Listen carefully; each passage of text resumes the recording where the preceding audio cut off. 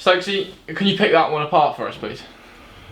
Yeah, it was one of them games where we've gone 1-0 up, we've done well to get 1-0 up, and then we've not seen the game out when we've not taken our chances and we've been punished.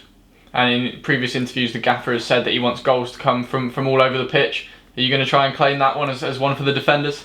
Yeah, it's one of them. We work on that in training before every game. That we know where the ball's coming in. We work on set plays, and we had a good one with Geordie at the start of the game.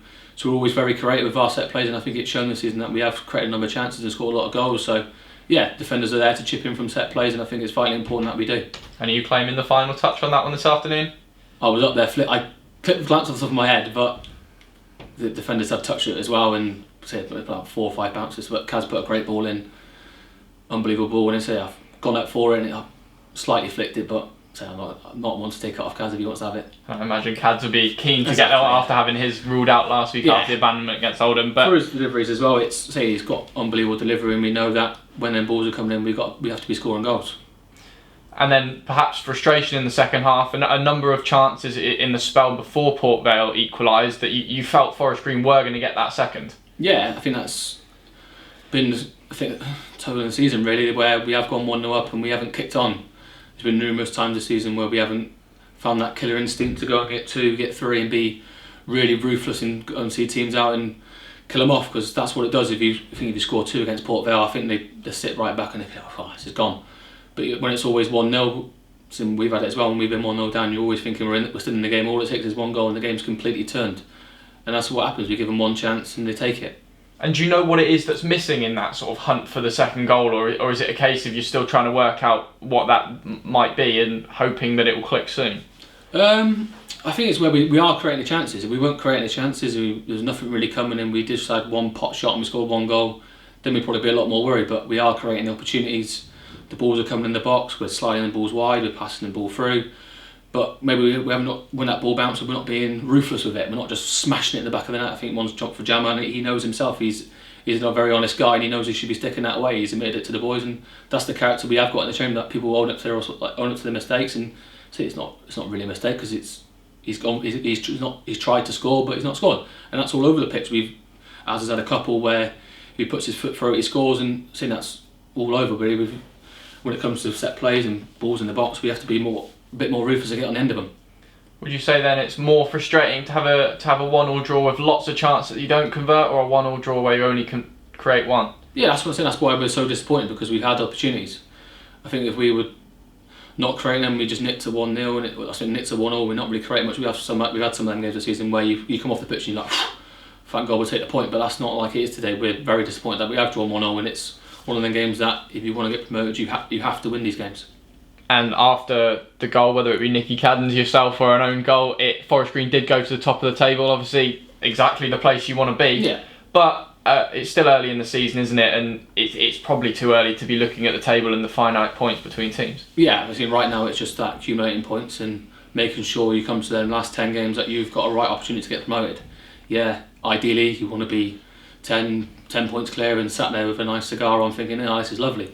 But it's not like that. I think that it's shown it now after 20 odd games that there's 1 point in it from 4 or 5 teams. So if it's going to be like that, we're going to have to accept it and roll our sleeves up and make sure that every game we're right for the fight. And if it comes down to the last 10 games and we're in the position we are, maybe we take it and we're 1 point off top. Fantastic, 10 games to go, right, let's have it.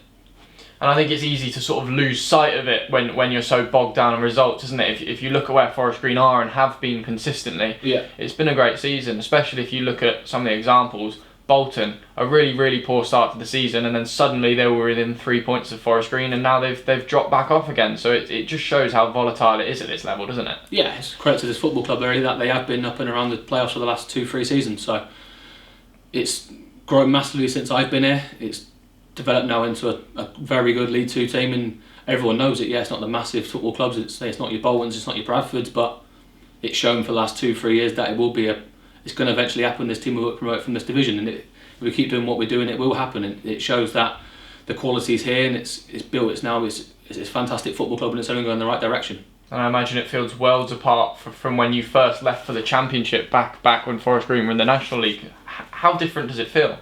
Yeah, so it was, the chairman only recently took over when I first come. I was there when he took over, and it was it had a non-league sort of vibe about it. It felt like a conference team. It was in the conference for years, and it had that sort of feeling where a lot has to change for this club to go in the direction it wants to go.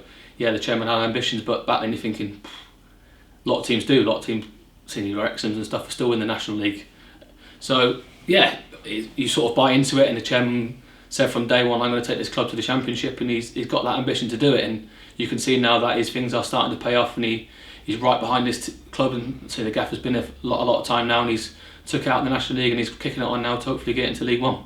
And as you can say, there are real signs that those ambitions may come to truth one day, I suppose. And is that partly what brought you back to Forest Green to sort of complete that cycle? Yeah, definitely. I've always, when I left, it was disappointing that I left with not achieving what I set out to do. I wanted to get this club into the Football League, but it's gone in that direction without me. And when the opportunity to come back, I wanted to come back not just to be a bit part and not be able to give anything and not be able to achieve something. I want to go to teams that are fighting at the top of the table, and it went both together really. We've come to a football club that I know really well and I got a lot of love for, and it was a club that was fighting to get promoted, and that's what every player wants to be involved in. I've been in 2 teams now that got promoted back to back, and that's great, and that's what every player wants to achieve. They want to achieve promotion, and I think if it happened here, it'd be probably one of the highlights of my career.